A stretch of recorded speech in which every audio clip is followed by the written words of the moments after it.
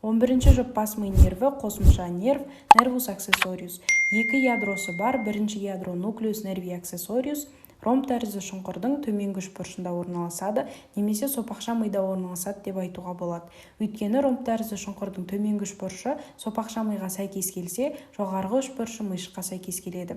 Екінші ядро нуклеус спиналис нерви аксессори, жолының жоғарғы мойындық сегменттерінде орналасады. Екінші ядродан шыққан тармақ жоғары қарай көтеріледі, солай үшпен көрсетілген форамин оксипитали магнум, яғни шүйденің үлкен тесігі арқылы өтеді.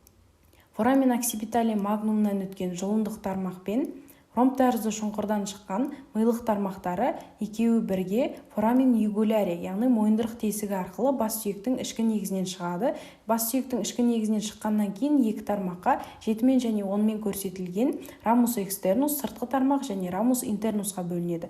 Рамус интернус кезбе нервтің тармақтарымен қосылып, жұтқыншаққа және көмейге тармақтарын беріп, олардың иннервациясын қамтамасыз етеді. Ал рамус экстернус болса, трапеция тәрізді бұлшықетпен мускулис стерноглейдомастоидусты біз емізік төс бұлшықетін нервтендіреді. Трапеция тәрізді бұлшықет арқаның бұлшықеттеріне жатады, ал мускулис стерноглейдомастоидус болса, мойынның беткей бұлшықеттерінің құрамына кіреді.